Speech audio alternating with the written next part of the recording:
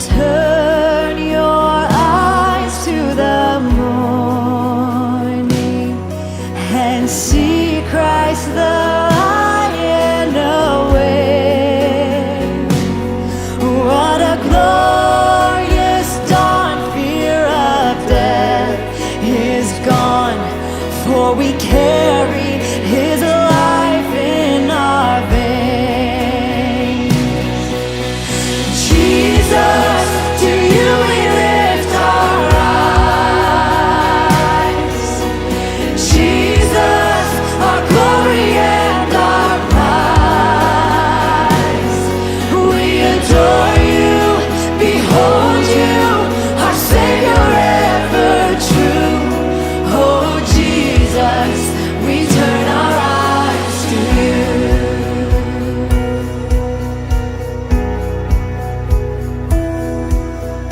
Turn your eyes to the heavens. Our King will return for His own. Every knee will bow, every tongue will shout, all glory to Jesus alone. Jesus, to you we lift our eyes. Jesus, our glory and our prize. We adore you, behold you, our Savior ever true. Oh Jesus, we turn our eyes to you. Jesus, to you we lift our eyes. Jesus, our glory and our prize. We adore you, behold you, our Savior ever true. Oh Jesus, we turn our eyes to you. Oh Jesus, we turn our eyes to you.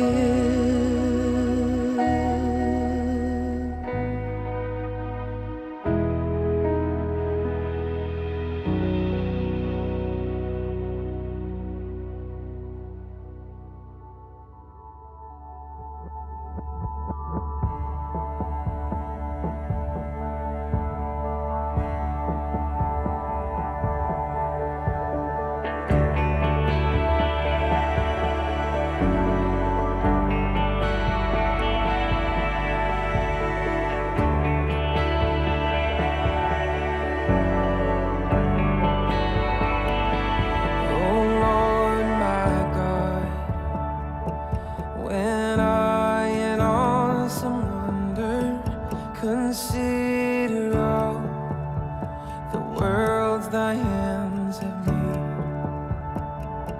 I see the stars, I hear the rolling thunder, thy power throughout the universe displayed. Then sings my soul, my Savior God, to thee.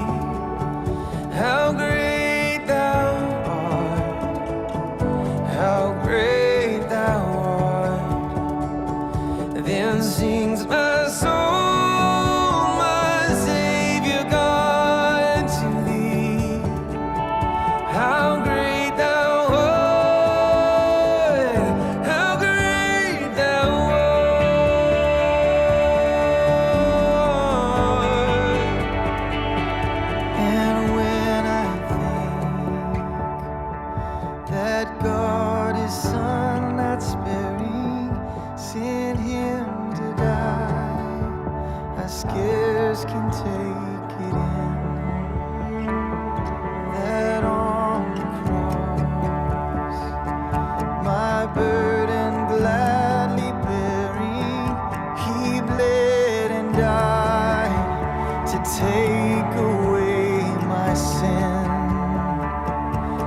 Then sings my soul, my Savior God, to thee. How great thou art, how great thou art. Then sings my soul, my Savior God, to thee. How great thou art, how great thou art.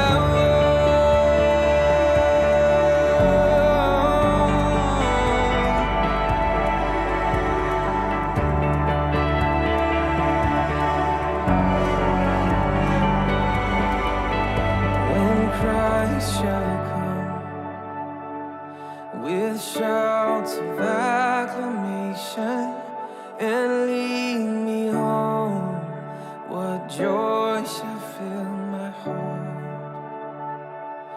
Then I shall bow with humble adoration and then proclaim, my God, how great thou art.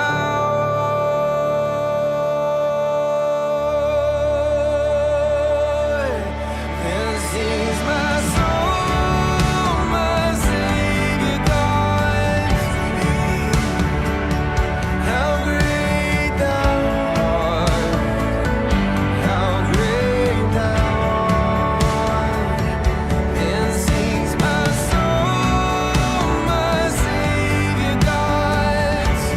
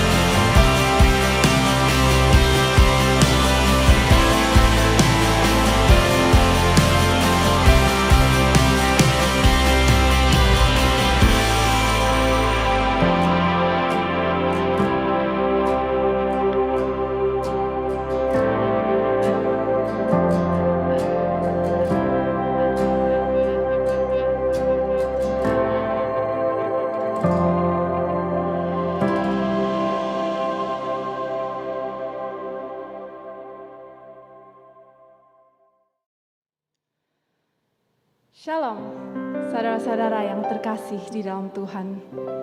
Kita bersyukur pada hari ini kita bisa kembali bersama-sama beribadah kepada Tuhan kita. Mazmur 92 ayat 1-2 berkata, Mazmur, nyanyian untuk hari Sabat, adalah baik untuk menyanyikan syukur kepada Tuhan dan untuk menyanyikan mazmur bagi namamu, ya yang Maha Tinggi. Mari kita bersama-sama menaikkan pujian ini sambil bangkit berdiri. Kita mau meninggikan nama Tuhan kita yang esa. Kita berkata, Tuhanlah kekuatan dan mazmurku,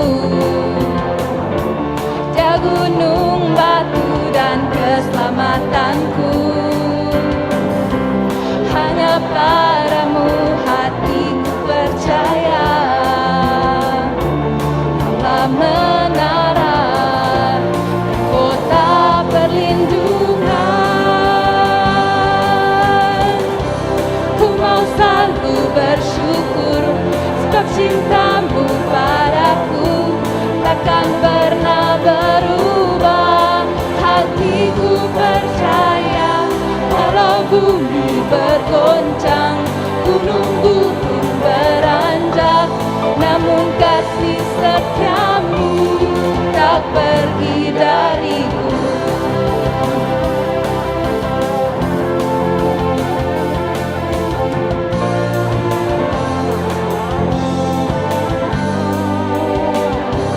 Tuhanlah kekuatan dan mazmurku, Dia gunung batu dan keselamatanku. Hanya padamu hatiku percaya, Allah menara dan kota perlindungan. Ku mau selalu bersyukur, sebab cintamu padaku takkan pernah berubah. Hatiku percaya, walau bumi bergoncang, gunung-gunung beranjak, namun kasih setiamu tak pergi dariku.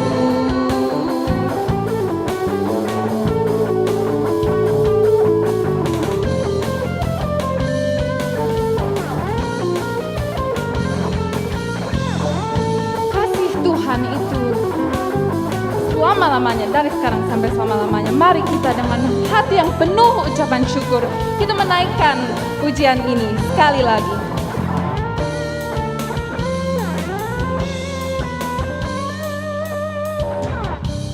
Ku mau selalu bersyukur, sebab cintamu padaku takkan pernah berubah.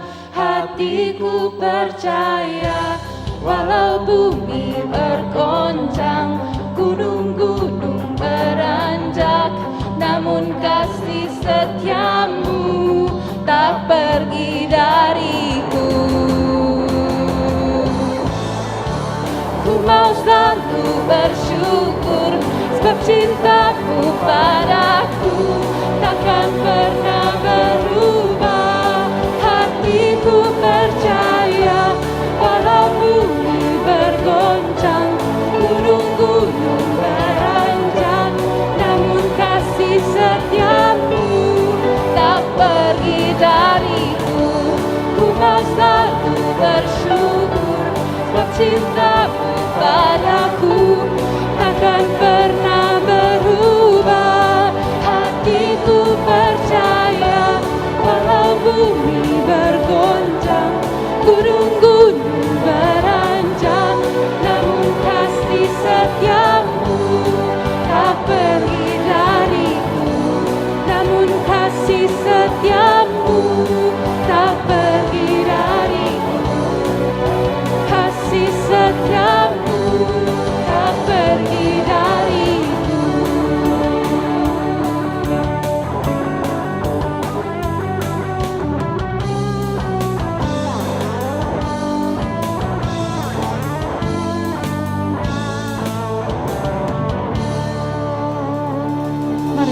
bersatu di dalam doa. Bapa di surga, terima kasih atas anugerah-Mu yang begitu melimpah di dalam kehidupan kami. Terima kasih atas kasih-Mu yang begitu setia kepada kami semua. Pada hari ini kami bersyukur kami sudah diberikan kesempatan untuk kembali beribadah di rumah-Mu. Bapa, berkatilah ibadah kami dari awal hingga akhirnya. Biarlah ibadah ini dan pujian-pujian yang kami naikkan bisa menyenangkan hati-Mu dan memuliakan-Mu saja. Di dalam nama Tuhan Yesus kami berdoa dan mengucap syukur. Amin. Kasih Allah begitu besar kepada kita semua. Ia telah mengaruniakan anak-Nya yang tunggal untuk menyelamatkan kita dari hukuman maut. Kita yang dulu binasa telah diselamatkan, namun bukan karena apa yang kita sudah perbuat, namun apa yang Kristus sudah perbuat. Mari kita naikkan pujian ini. Yet not I, but through Christ in me.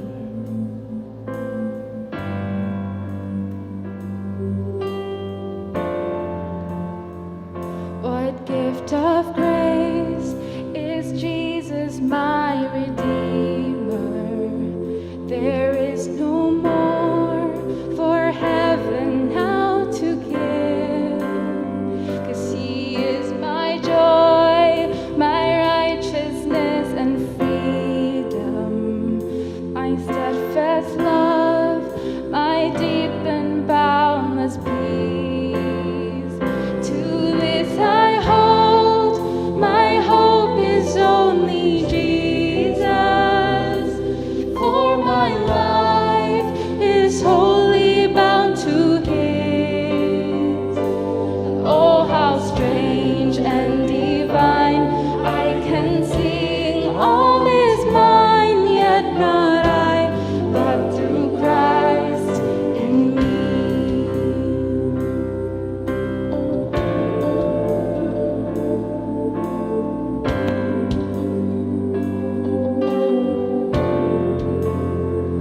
The night is dark, but I am not forsaken, for by my side the Savior He will stay. I labor on in weakness and rejoicing, for in my need His power is displayed. To this I hold, my shepherd will defend me. Through the deepest valley He will lead. And oh, the night has been won, and I shall overcome, yet not I, but through Christ in me.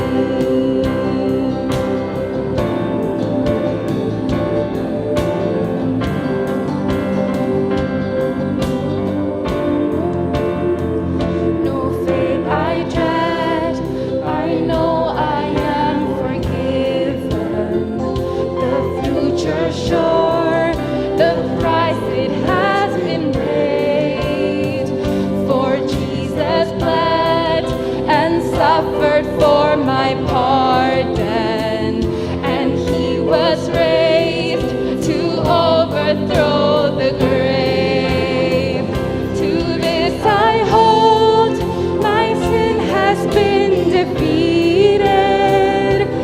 Jesus now and ever is my plea. All the chains are released, I can sing, I am free, yet not I, but through Christ in me. Mari bersama-sama kita katakan, Yesus, aku mau ikut Engkau seumur hidupku. With every breath, I long to follow Jesus, for He has said that He will bring me home. And day by day, I know He will renew me until the throne. To this I hold, my hope is only Jesus. All the glory evermore to Him. When the race is complete, still my lips shall repeat, yet not I, but through Christ in me. And the race is complete, still my lips shall repeat, yet not I, but through Christ in me. Yet not I, but through Christ in me. Yet not I, but through Christ in me. Bapak Ibu, mari kita bangkit berdiri. Mari pada pagi hari ini kita datang secara pribadi kepada Tuhan. Mari mengakui akan setiap dosa dan pelanggaran yang kita lakukan di hadapannya. Roma 4, 7-8 mengatakan, berbahagialah orang yang diampuni pelanggaran-pelanggarannya dan yang ditutupi dosa-dosanya. Berbahagialah manusia yang kesalahannya tidak diperhitungkan Tuhan kepadanya. Mari Bapak Ibu, pada pagi hari ini setiap kita berkata-kata secara pribadi kepada Tuhan. Mari membawa setiap diri kita, mari akui kepadanya. Mari katakan apa yang menjadi pelanggaran kita, apa yang menjadi dosa kita, dan mari minta pengampunan kepadanya. Sesungguhnya Dia adalah Allah kita yang baik. Dia akan memberikan pengampunan bagi setiap kita yang datang meminta pengampunan kepadanya. Setiap kita masing-masing di dalam doa secara pribadi.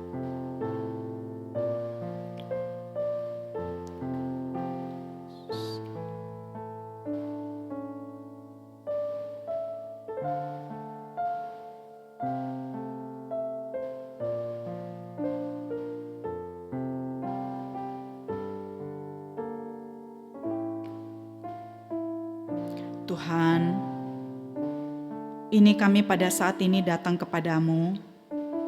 Kami menyadari betapa banyaknya pelanggaran kami. Betapa jauhnya kami dari hidup yang berkenan kepada Tuhan. Betapa banyak hal-hal yang membuat kami selalu jatuh dan jatuh lagi di dalam dosa yang sama. Pada saat ini kami datang kepadamu Tuhan, meminta belas kasihan daripada Engkau. Kami memohon supaya Tuhan mengampuni pelanggaran kami, pikiran-pikiran dan rencana kami yang tidak sesuai dengan kehendak Tuhan, perkataan perbuatan kami, sikap hidup kami, banyak sekali yang tidak sesuai dengan kehendak-Mu. Dan pagi hari ini kami juga minta ampun Tuhan, jika selama ini kami tidak menjadi warga negara yang baik. Kami kurang peduli kepada pemerintah kami. Kami bahkan jarang sekali mendoakan dan memikirkan mereka dan mendukung mereka. Kami kadang-kadang mungkin hanya hidup memikirkan bagaimana supaya diri kami sendiri hidup baik, kami berhasil dalam usaha-usaha kami, dan kami mungkin lebih banyak memikirkan diri kami sendiri. Pada hari ini kami datang meminta Tuhan tolong kami, supaya kami belajar juga untuk menyadari kehidupan kami sebagai anggota dari sebuah masyarakat, di mana Tuhan tempatkan kami di kota dan di dalam negara ini, karena sesungguhnya Tuhan memanggil kami untuk melakukan apa yang menjadi bagian kami. Tuhan tolonglah kami. Kami mohon supaya melalui kematian-Mu di atas kayu salib itu Tuhan, boleh memberikan pengampunan yang seutuhnya kepada kami. Kami boleh hidup dengan semangat baru, kekuatan yang baru, untuk melakukan apa yang menjadi kehendak-kehendak Tuhan di dalam kehidupan kami. Kami bertekad untuk tinggalkan dosa-dosa kami. Kami bertekad untuk tinggalkan kebiasaan-kebiasaan kami yang tidak sesuai dengan kehendak Tuhan. Ini doa kami kepadamu pada saat ini Tuhan. Di dalam nama Tuhan kami Yesus Kristus, kami berdoa. Amin. Tetap bangkit berdiri Bapak Ibu. Mari kita mengucapkan akan pengakuan iman rasuli kita bersama gereja di sepanjang abad dan tempat. Pengakuan iman rasuli.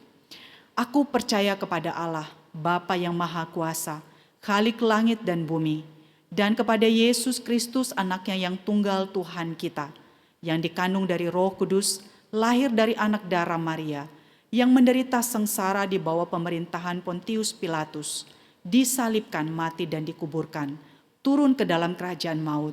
Pada hari yang ketiga, bangkit pula dari antara orang mati, naik ke sorga, duduk di sebelah kanan Allah, Bapa yang Maha Kuasa.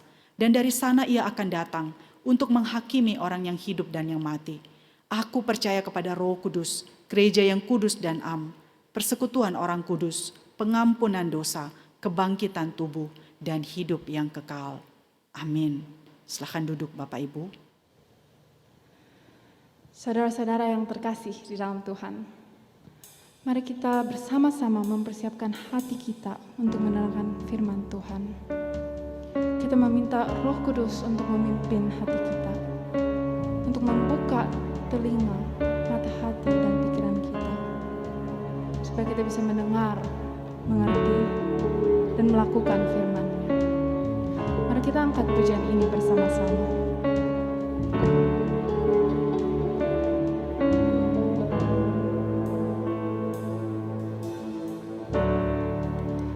Kekuatan di jiwaku, ketenangan batinku, ada dalam hadirat-Mu, ku menyembah-Mu.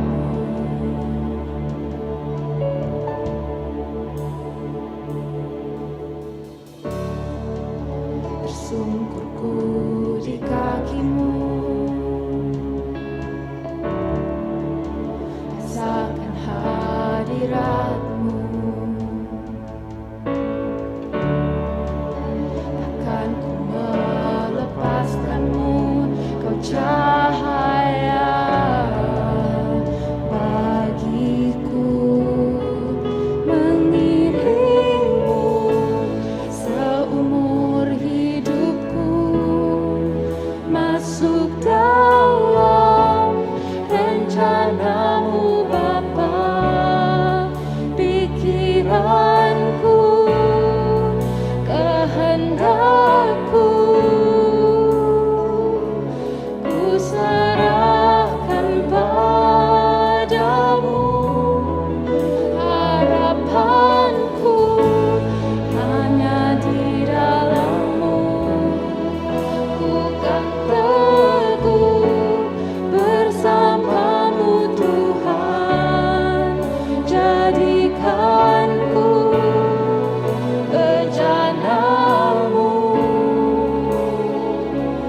untuk memuliakan-Mu.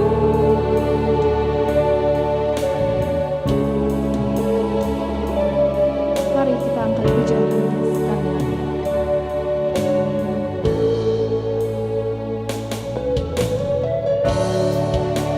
Tersungkurku di kaki-Mu, rasakan hadirat-Mu. Takkan ku melepaskan-Mu, Kau cahaya bagiku, mengiringmu seumur hidupku, masuk dalam rencana-Mu Bapa, pikiranku, kehendakku, ku serahkan padamu, harapanku hanya di dalam-Mu. Ku kan teguh bersama-Mu Tuhan, jadikanku bejana-Mu untuk memuliakan-Mu.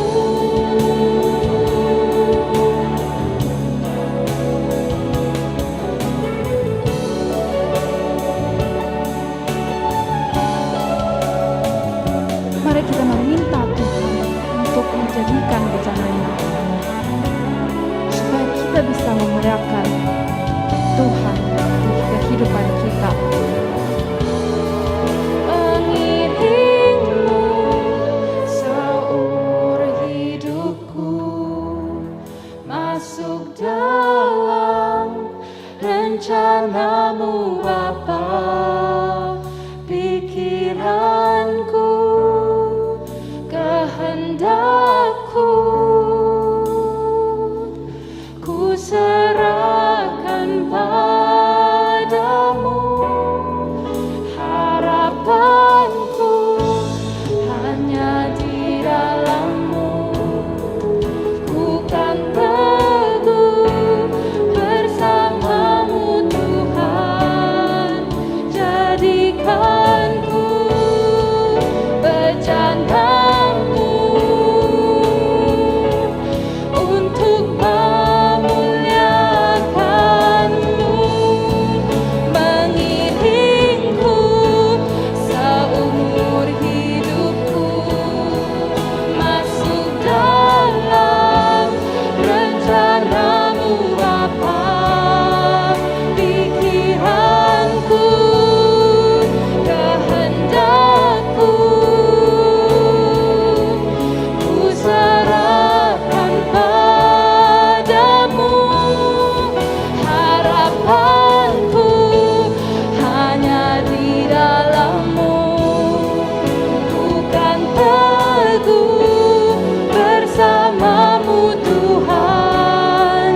Jadikanku berjandamu untuk memuliakan-Mu, untuk memuliakan-Mu.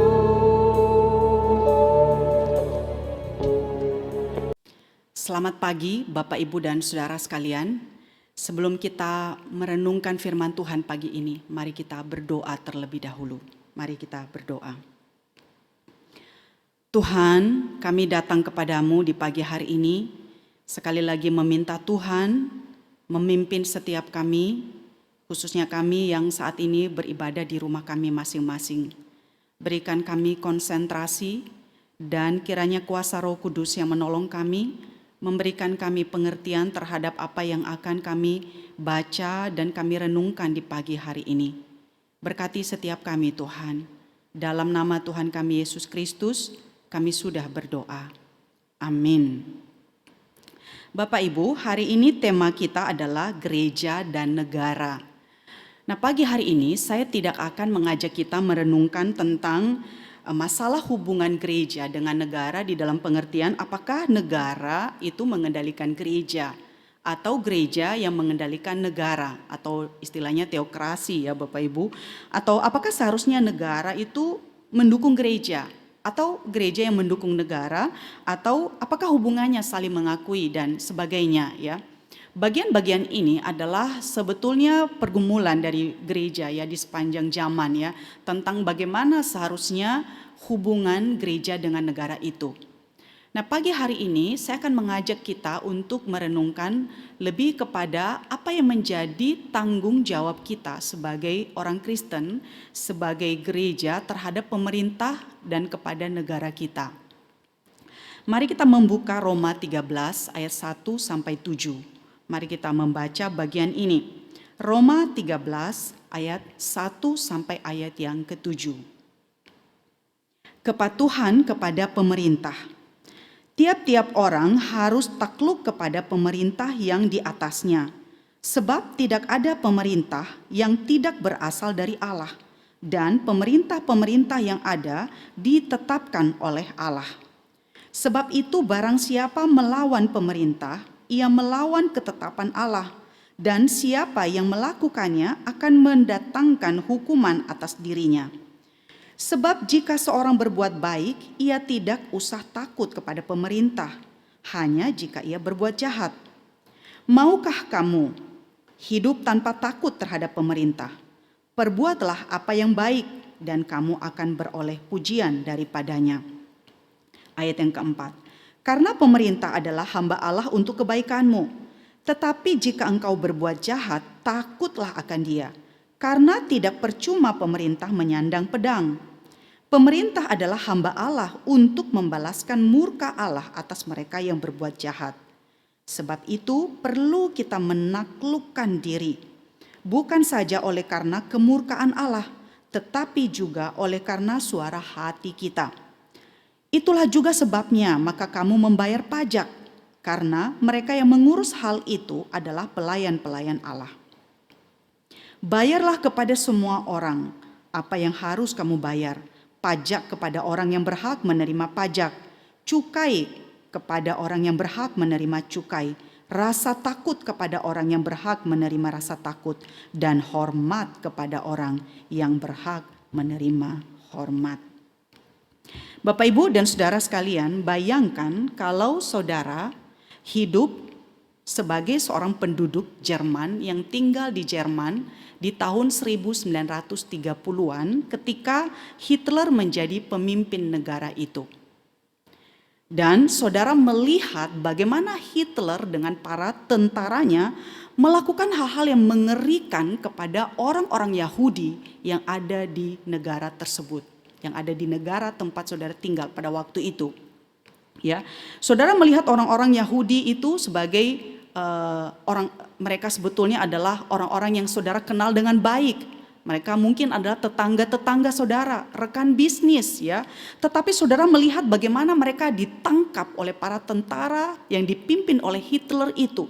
Mereka dimasukkan ke dalam kamp konsentrasi dan saudara tidak pernah melihat mereka lagi. Kemudian pemerintah melarang saudara untuk bergaul dengan orang-orang Yahudi, melarang saudara untuk tidak berbisnis dengan orang-orang Yahudi, dan saudara diperintahkan oleh pemerintah untuk mengadukan ya, memberitahukan jikalau mereka mengenal atau bertemu dengan orang-orang Yahudi, menyerahkannya kepada pemerintah. Pertanyaannya adalah apa yang akan saudara lakukan? Ya, apakah saudara akan melakukan perintah dari pemerintah tersebut? Bagaimana kalau seorang Yahudi yang mau ditangkap tersebut adalah sahabat baikmu? Akankah engkau melaporkannya kepada pemerintah? Atau apakah saudara akan menolongnya? Tetapi jikalau saudara menolongnya, maka resikonya kemungkinan saudara akan ditangkap dan masuk penjara. Nah, saudara, bagaimana sih seharusnya kita sebagai orang Kristen itu bersikap kepada pemerintah kita? Kalau pemerintah kita adalah pemerintah yang baik, saudara, ya, mereka adalah orang-orang yang melakukan dan menyuruh kita sebagai warga negara untuk melakukan hal yang tidak bertentangan dengan iman kita, maka tidak sulit bagi kita untuk menjawab pertanyaan tadi, ya, bagaimana hubungan atau bagaimana seharusnya kita bersikap kepada pemerintah kita. Tetapi saudara, bagaimana kalau kita ditempatkan di dalam situasi-situasi dilematis seperti orang-orang Kristen yang tinggal di Jerman tahun 1930-an tadi, ya? Haruskah dalam kondisi seperti itu kita mendukung pemerintah kita? Haruskah kita taat kepada perintah mereka? Atau haruskah kita mendukung pemerintah kita yang korup, ya? Yang kita tahu bahwa mereka melakukan hal-hal yang jahat? Haruskah kita membayar pajak, sementara pajak kita tahu pajak yang kita berikan itu disalahgunakan untuk hal-hal yang tidak baik? Haruskah kita mengambil bagian ya untuk mendukung pemerintah kita yang kita tahu mereka melakukan hal yang bertentangan dengan iman kita? Atau haruskah kita menentangnya sebagai seorang Kristen? Nah, saudara, kalau kita melihat di dalam Alkitab, ya, Alkitab memandang negara itu di dalam dua pandangan, saudara. Pandangan positif dan pandangan negatif, ya. Di satu sisi Alkitab memandang secara negatif, ya, dan mengatakan bahwa negara itu diarahkan oleh kuasa-kuasa jahat, ya. Bahkan saudara, di dalam bentuk yang ekstrimnya itu dikatakan negara sebagai Babel yang fasik dan ditetapkan untuk kehancuran. Wahyu 18, Wahyu 17, negara adalah binatang dari jurang maut. Ya, itu penggambaran Alkitab tentang negara. Tapi di lain pihak, saudara, Alkitab juga memandang negara di dalam pandangan yang positif. Seperti misalnya yang kita sudah baca di dalam pasal 13 Roma ini tadi, ya. Di dalam ayat yang pertama Paulus mengatakan, tidak ada pemerintah yang tidak berasal dari Allah. Pemerintah-pemerintah yang ada itu ditetapkan oleh Allah. Nah, jadi kita harus mentaati otoritas seperti itu. Kita berdoa bagi orang-orang yang menjalankan otoritas itu. Itu juga dikatakan kembali oleh Paulus di dalam 1 Timotius pasal yang kedua.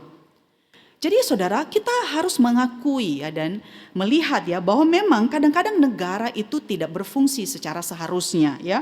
Kadang-kadang mereka melakukan fungsi sebagai pemerintah yang baik, tapi kadang-kadang juga mereka melakukan hal-hal yang sebaliknya.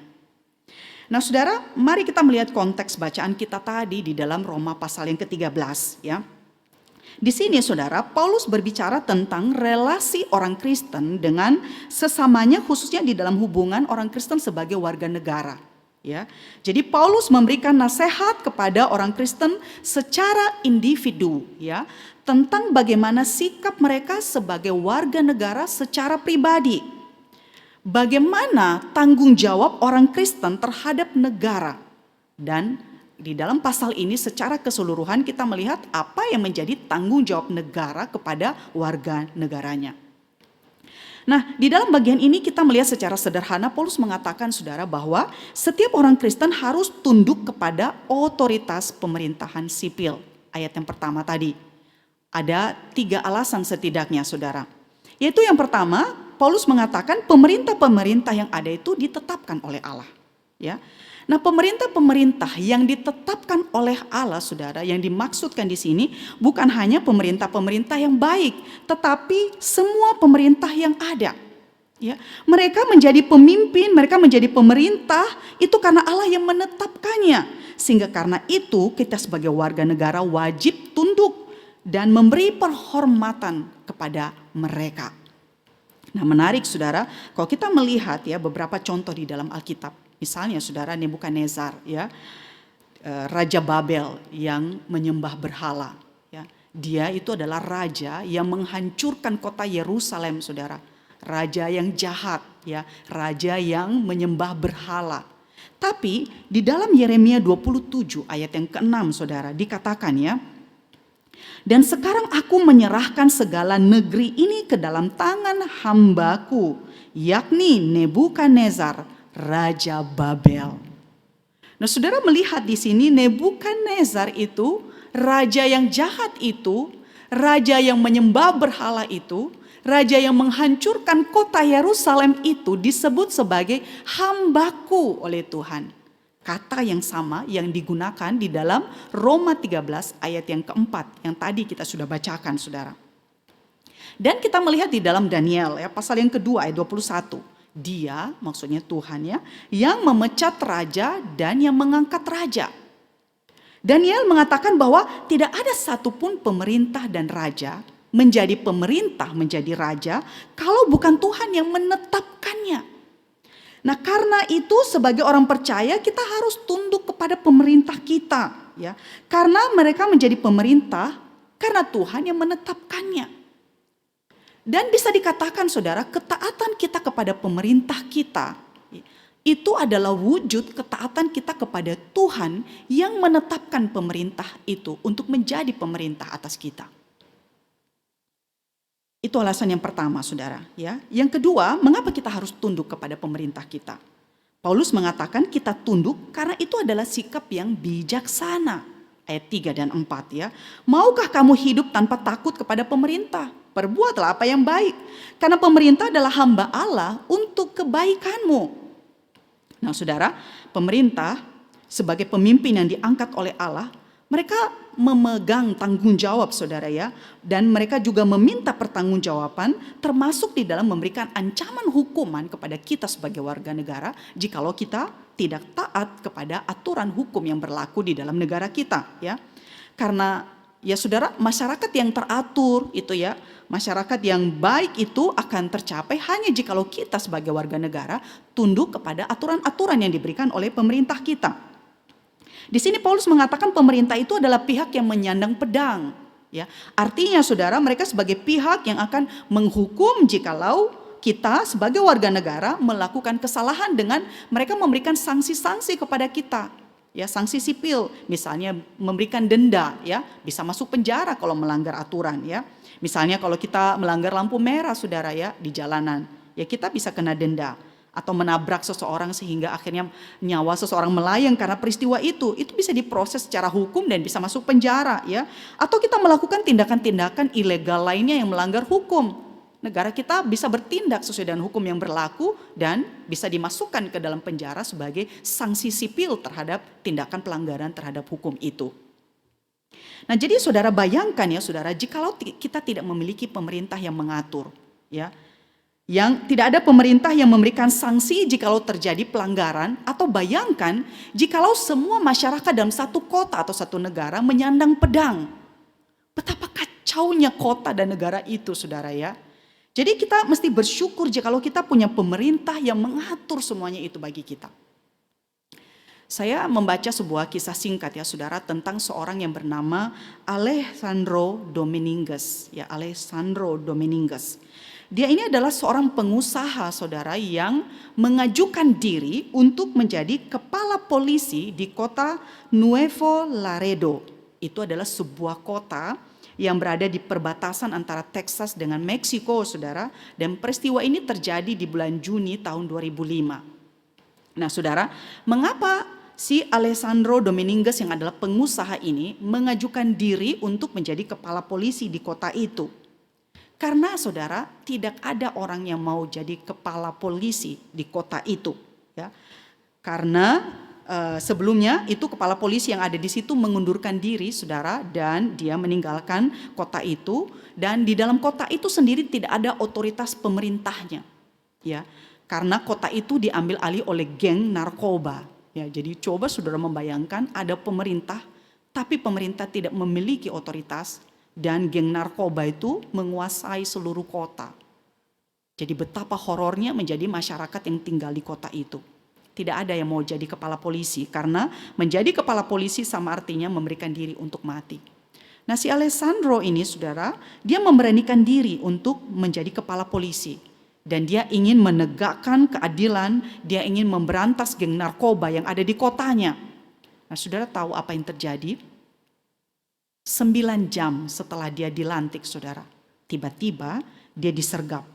Dia dibunuh oleh orang-orang bersenjata yang menembaknya lebih dari 30 kali. Bayangkan saudara, belum sempat dia bertugas, orang ini sudah ditembak mati oleh geng narkoba.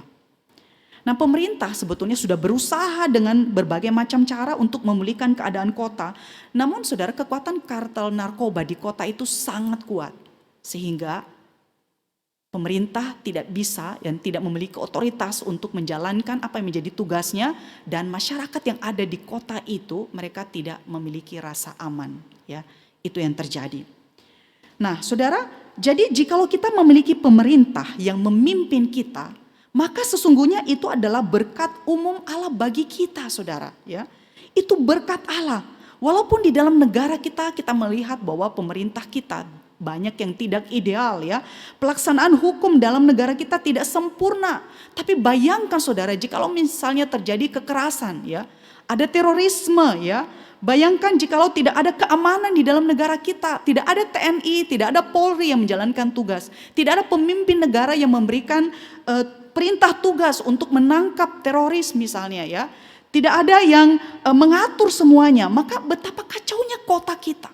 Betapa kacaunya negara kita saudara. Jadi kita patut bersyukur karena kita punya pemerintah, meskipun di dalam segala ketidaksempurnaan mereka, meskipun di dalam segala ketidaksempurnaan pelaksanaan hukum di dalam negara kita, tapi kita bersyukur kita punya pemerintah yang mengatur semuanya itu.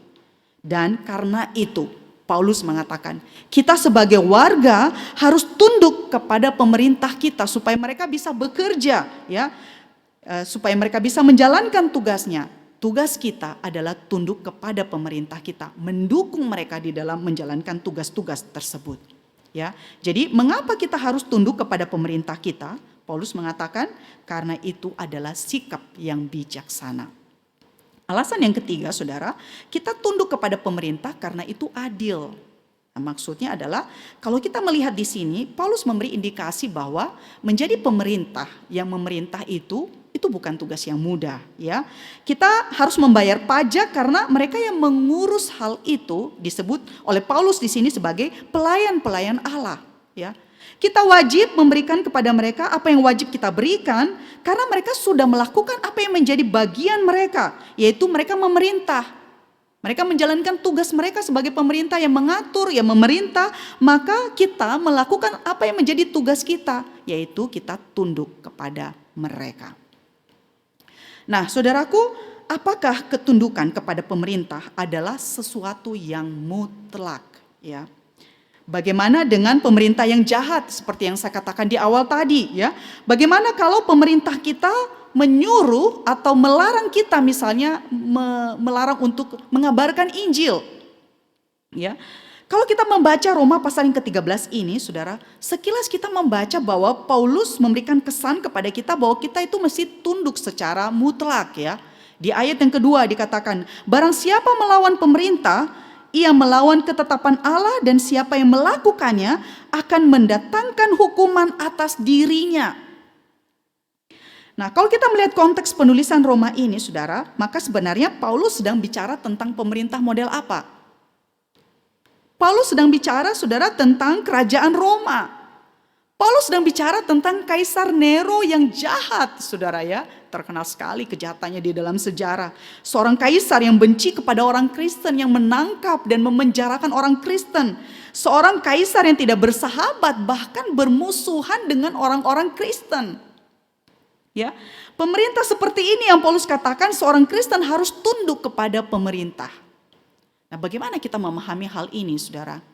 Nah, banyak sekali para teolog, ya, para penulis penafsir, saudara, mendebat hal ini, ya. Sebetulnya apa yang dimaksudkan oleh Paulus di dalam bagian ini, ya?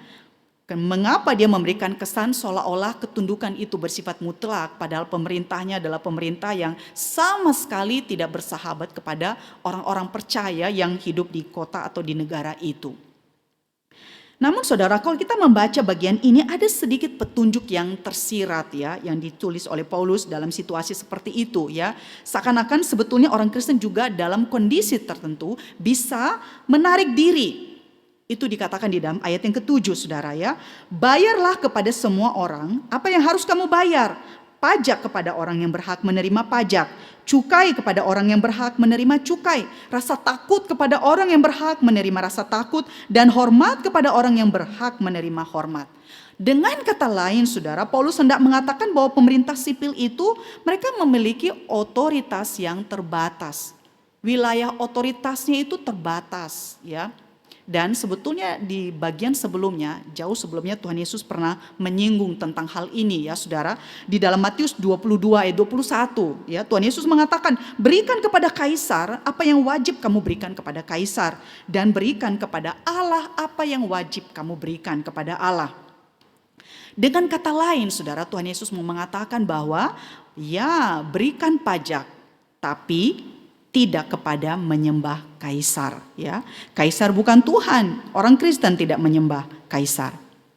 Nah, tetapi saudara, kita melihat sebetulnya hal-hal ini lebih jelas di dalam bagian Alkitab yang lain, ya.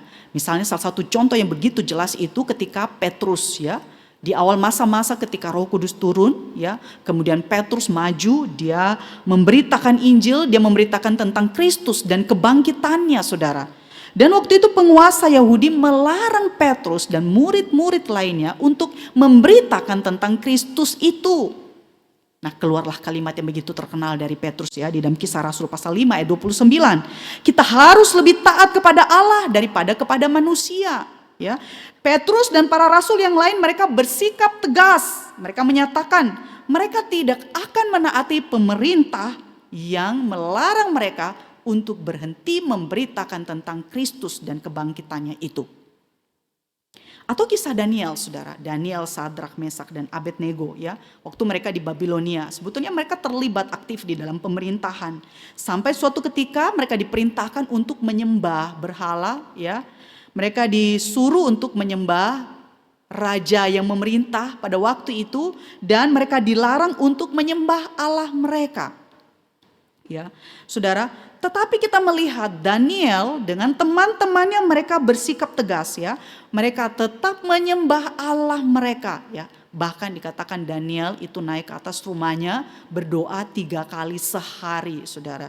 Dia tetap taat, dia menyembah Allahnya, sehingga karena hal itu ketika hal itu dilaporkan kepada raja, Daniel ini ditangkap, saudara, dimasukkan ke dalam gua singa.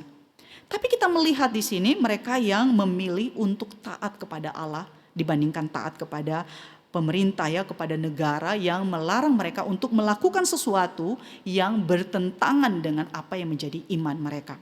Atau misalnya kisah di dalam di Mesir, ya saudara, ketika orang Israel itu menjadi budak di Mesir, para bidan waktu itu disuruh untuk membunuh bayi laki-laki yang lahir di dalam keluarga-keluarga Ibrani.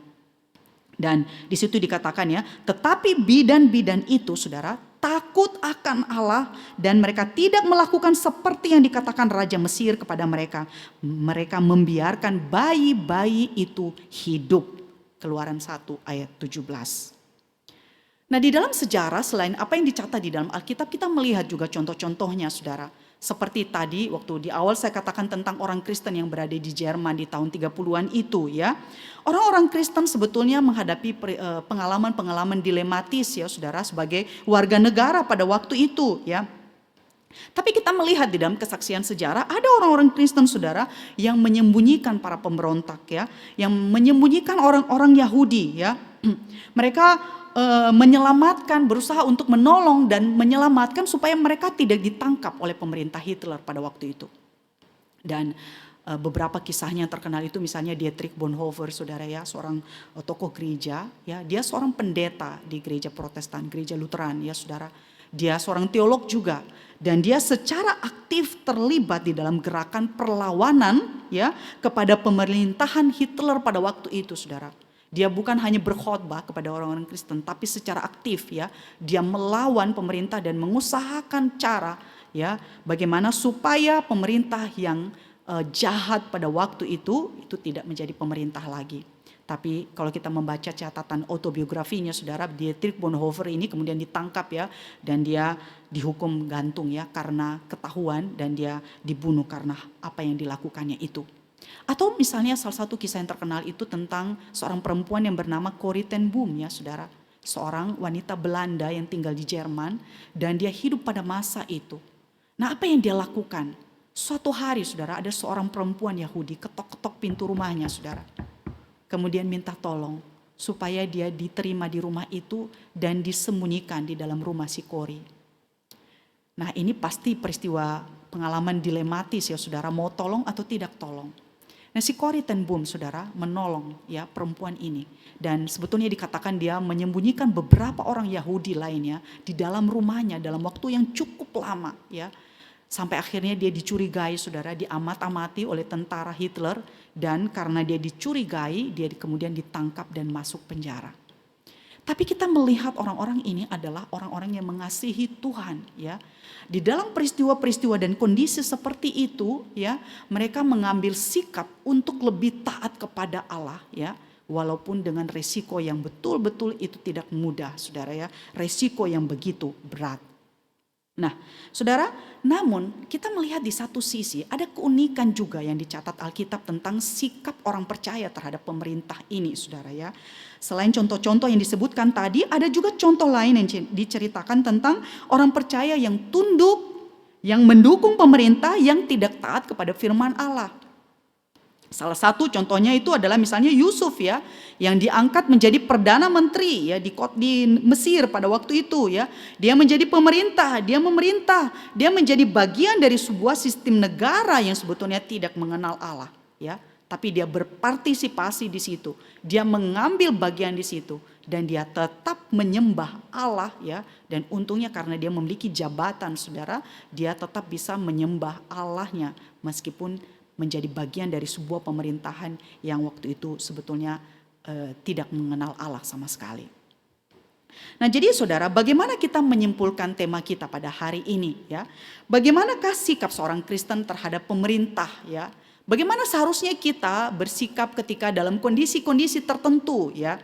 Ada dua hal yang akan menjadi kesimpulan dari khotbah saya pada pagi hari ini. Yang pertama, saudara, adalah kita sebagai orang percaya dipanggil untuk tunduk, ya. Memang kita harus tunduk kepada pemerintah kita, ya. Ayat 6 dan ayat yang ke-7 di situ kemudian Paulus ulangi lagi, ya. Walaupun saudara, sebetulnya secara status, ya, kita ini disebut sebagai warga kerajaan Allah. Itu disebutkan oleh Tuhan Yesus salah satunya misalnya di dalam Yohanes 17, ya. Sebetulnya ketika kita percaya kepada Allah, status kita itu adalah warga kerajaan Allah. Tapi walaupun kita sudah menjadi warga kerajaan Allah, kita masih ditempatkan oleh Allah di dalam dunia ini. Karena kita masih punya tugas yang harus kita lakukan.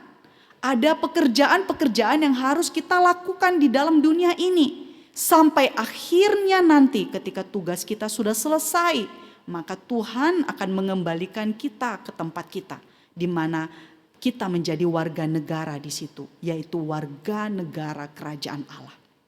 Nah, tapi selama kita masih hidup di dalam dunia ini, kita ditempatkan oleh Allah di dalam negara kita, di dalam kota kita, maka kita dipanggil saudara untuk mengambil bagian dengan menjadi warga negara yang baik tentunya, ya. Misalnya ya kita ikut pemilu, kita membayar pajak saudara, kita melayani di dalam pemerintahan kalau kita diberikan kesempatan.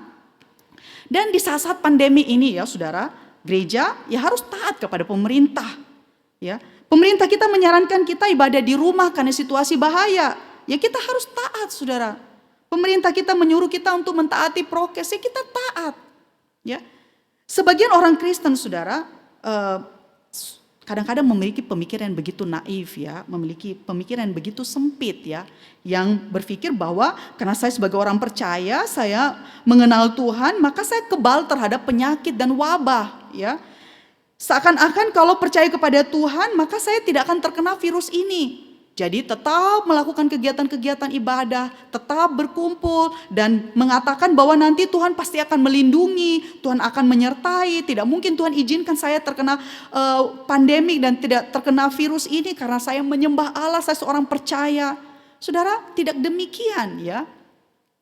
Kita orang Kristen, meskipun kita takut akan Allah, kita bisa terkena penyakit, kita bisa terkena akan wabah yang sedang terjadi ini. Dan Paulus mengatakan tidak ada pemerintah yang tidak berasal dari Allah ya.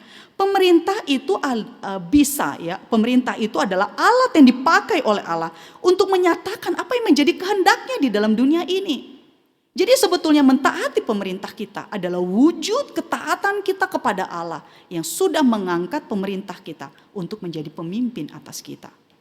Nah, kita bersyukur ya karena gereja kita, saudara pemimpin-pemimpin dalam gereja kita dalam hal ini memiliki pandangan seperti itu ya, mentaati pemerintah kita. Mereka menyuruh kita ibadah di rumah, kita ibadah di rumah sampai pada akhirnya nanti situasi menjadi aman ya, kita boleh diizinkan kembali untuk datang beribadah di gereja ya, tentu dengan pelaksanaan prokes yang sudah ditetapkan oleh pemerintah kita. Tapi pemerintah kita sudah memikirkan semuanya saudara. Mereka tahu bahaya ini ya, yang sedang terjadi. Mereka melakukan tindakan-tindakan preventif. Dan kita sebagai warga negara belajar untuk taat. Karena mereka alat yang dipakai oleh Tuhan untuk menjadi pemimpin atas kita. Ketaatan kita kepada mereka itu sebagai wujud ketaatan kita kepada Allah. Yang kedua dan terakhir saudara. Ketaatan dan ketundukan kita kepada pemerintah bukanlah ketaatan yang mutlak. Tim Keller, saudara, mengatakan atau menyebutnya dengan istilah taat kepada pemerintah karena hati nurani sebagai orang Kristen. Ya, maksudnya saudara adalah kita tunduk dan taat kepada pemerintah karena itu adalah wujud ketaatan kita kepada Allah. Namun di sisi lain kita tidak taat begitu saja ya pada apa yang negara kita perintahkan. Ya. Jika perintah itu melanggar hati nurani kita sebagai orang Kristen, maka kita perlu bijaksana daripada Tuhan ya. Apa yang harus kita lakukan ya, tindakan perlawanan apa yang bisa kita lakukan dan kita wujudkan sebagai warga negara dan juga sebagai warga kerajaan Allah yang ditempatkan oleh Allah di tengah-tengah dunia ini. Jadi saudara, kiranya kita belajar untuk menjadi warga negara yang baik. Kita juga jangan cuek terhadap pemerintah kita, terhadap situasi yang terjadi di negara kita.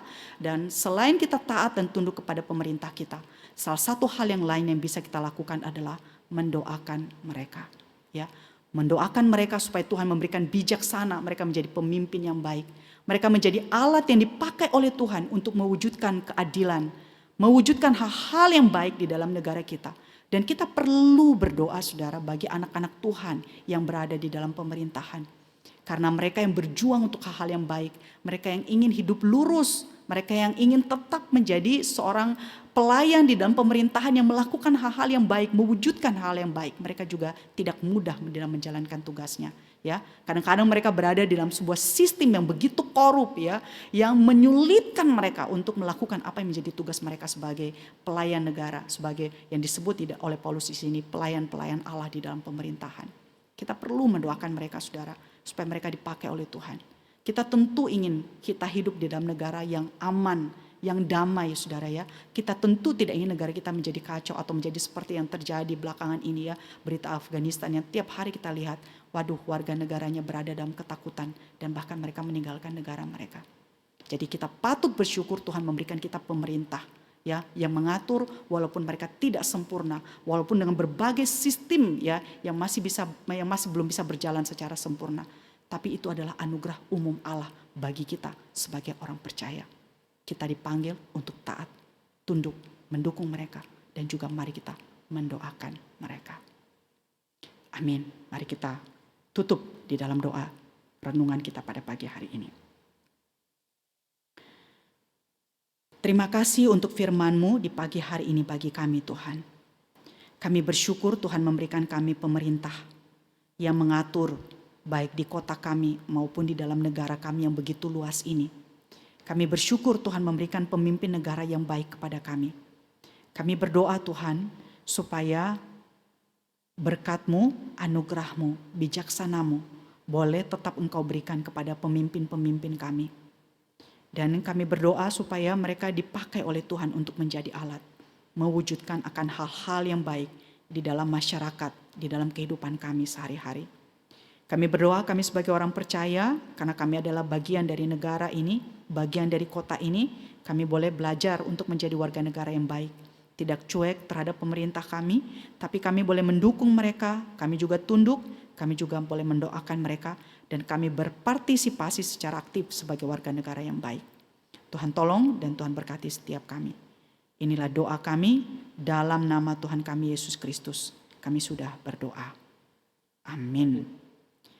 Selamat pagi sekali lagi Bapak Ibu dan Saudara sekalian. Selamat beribadah di GKI Makassar di pagi hari ini. Ada beberapa hal yang akan diwartakan pagi hari ini, yaitu yang pertama, hari ini di dalam 2 kali ibadah, 7.30 dan pukul 10, firman Tuhan membahas tema tentang gereja dan negara. Seri terakhir yang membahas tentang gereja di bulan ini. Minggu depan, di awal bulan, firman Tuhan akan disampaikan oleh Lee Muse yang akan membahas tema yang baru, yaitu rancangan Allah bagi dunia kerja. Mari hadir dan mari berbakti bersama-sama walaupun mungkin kita masih melakukannya di rumah kita masing-masing. Minggu depan Bapak Ibu, karena adalah merupakan minggu pertama di awal bulan, akan diadakan perjamuan kudus. Bagi Bapak Ibu yang ingin mengambil bagian di dalam perjamuan kudus ini, silakan Bapak Ibu mendaftarkan diri di staf tata usaha gereja di jam kantor gereja, dan nanti roti dan anggur bisa diambil di hari Kamis dan Sabtu. Kamis sampai Sabtu tanggal 2 sampai tanggal 4 pukul 13 sampai pukul 19 ya, seperti biasanya. Nah, kemudian kami juga mengajak Bapak Ibu untuk tetap berdoa bersama-sama di hari Rabu ini. Kebaktian doa di tengah-tengah minggu kita pukul 19.30 sampai pukul 20, 30 menit saja yang masih membahas tema tentang katekismus singkat Westminster. Mari berdoa bersama-sama di hari Rabu ini. Ada kelas bimbingan pranikah Bapak Ibu bagi kita yang merencanakan untuk melangsungkan pernikahan, harap segera untuk mendaftarkan diri dan mengikuti kelas ini. Kelas akan dimulai tanggal 5 September pukul 13 ya. Bapak Ibu silakan segera daftar di tata usaha gereja. Kemudian ada berita dari bidang pembinaan. Nah, Bapak Ibu, bagi setiap kita yang adalah pemimpin kelompok kecil di gereja atau yang akan menjadi pemimpin kelompok kecil, diundang untuk mengikuti kelas training untuk pemimpin kelompok kecil yang disebut dengan IDT ya, Intentional Discipleship Training. Kelas ini terbuka hanya bagi para pemimpin kelompok kecil dan yang akan menjadi pemimpin kelompok kecil dan sifatnya wajib ya Bapak Ibu. Nah karena itu harap segera mendaftarkan diri di alamat yang sudah disertakan di dalam iwarta gereja kita, dan kelas akan dimulai tanggal 8 September pukul 20.15 setelah selesai kebaktian doa via Zoom ya. Bapak Ibu harus harap segera mendaftarkan diri, dan kelas ini akan diadakan 3 kali di dalam sebulan, di dalam jangka waktu yang cukup panjang ya. Rencana akan dilaksanakan selama 11 bulan lamanya. Nah kemudian Bapak Ibu ada berita duka, telah berpulang ke rumah Bapa di sorga Ibu Lili Kalalo pada hari Rabu 25 Agustus, dan almarhum telah dimakamkan pada hari Kamis 26 Agustus 2021 di pemakaman Bolangi. Majelis segenap hamba Tuhan mengucapkan turut berduka cita bagi seluruh keluarga yang ditinggalkan ya. Kiranya Roh Kudus memberikan kekuatan dan penghiburan. Ada berita dari Sekolah Musik Gloriamus, mari kita saksikan video klipnya.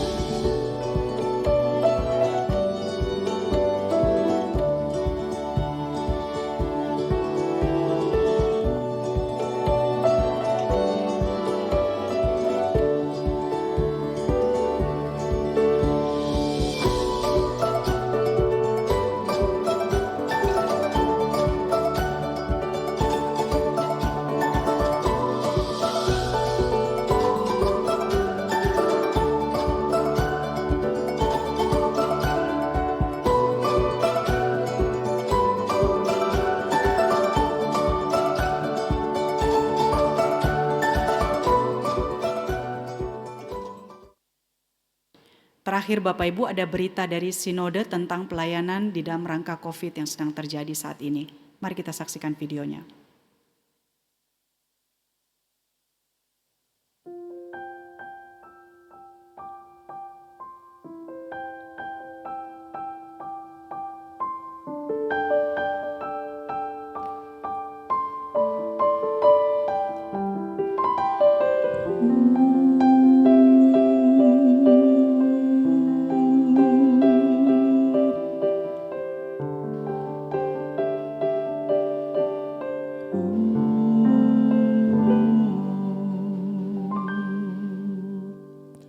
Tenanglah kini hatiku, Tuhan memimpin langkahku di tiap saat dan kerja, tetap ku rasa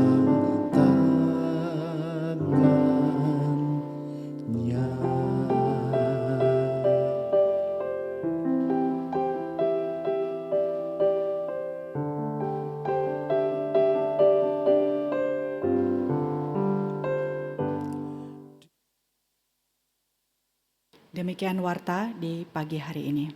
Tiba saatnya kita akan memberikan persembahan bagi jemaat yang beribadah online di rumah dapat memberikan persembahan melalui scan barcode yang ada di layar. Kunaikan syukurku. Mari kita memuji Dia, menyembah Dia, dan meninggikan Dia sambil bertepuk tangan.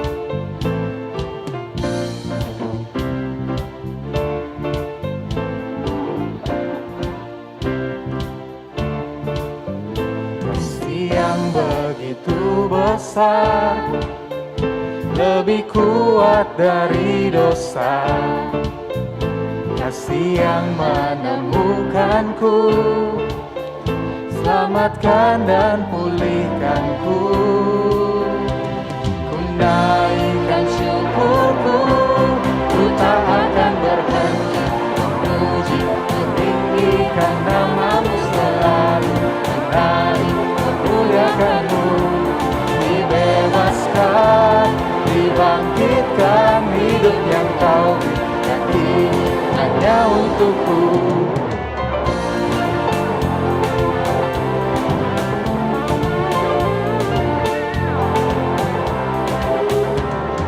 Yang begitu besar, lebih kuat dari dosa. Kasih yang menemukanku, selamatkan dan pulihkanku. Ku naikkan syukurku, ku tak akan berhenti memuji, meninggikan nama-Mu selalu. Menaik, memuliakan-Mu, dibebaskan, dibangkitkan, hidup yang Kau berikan kini hanya untukmu.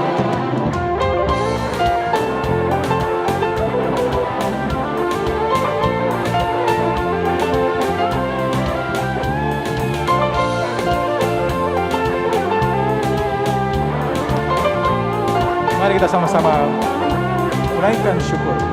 Naikkan syukurku, naikkan syukurku, ku tak akan berhenti memuji, meninggikan nama-Mu selalu. Menaik, memuliakan-Mu, dibebaskan, dibangkitkan, hidup yang Kau berikan kini hanya untuk-Mu. Berhenti meninggikan nama-Mu, dibebaskan, dibangkitkan, hidup yang Kau berikan kini hanya untuk-Mu. Hidup yang Kau berikan kini hanya untuk-Mu. Mari kita satu dalam doa.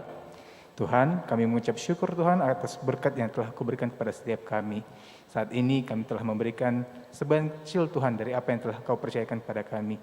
Kiranya persembahan ini Tuhan dapat terus dipakai untuk memperlebar kerajaan-Mu di tempat ini. Inilah doa yang kami panjatkan hanya di dalam nama Tuhan Yesus Kristus kami berdoa. Amin. Segala puji, hormat, dan kemuliaan hanya bagi Tuhan.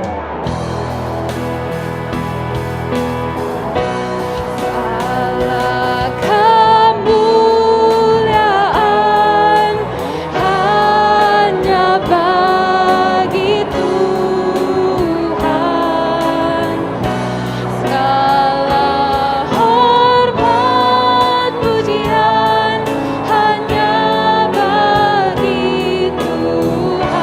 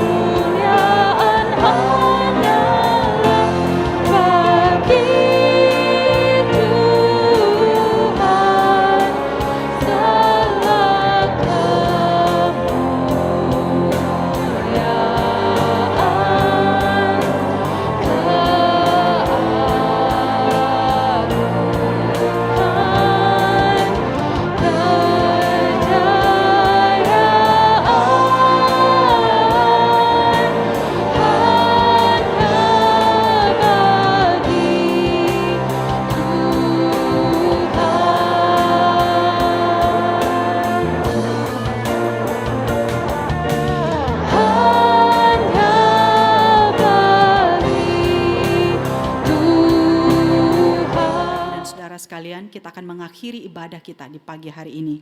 Dan mari kita menerima berkat daripada Tuhan.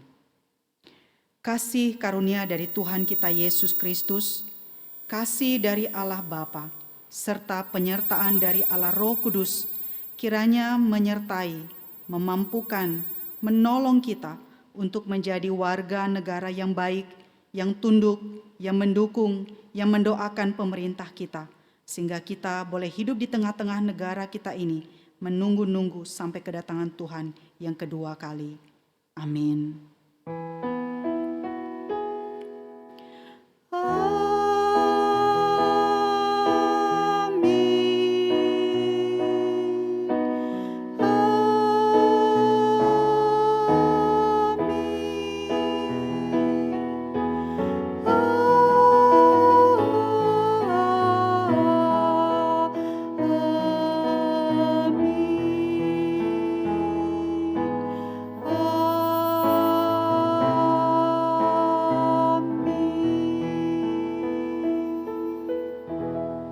Silakan duduk Bapak Ibu, kebaktian kita selesai, dan bagi yang belum menyelesaikan memberi persembahannya, dipersilakan untuk memberikan persembahan.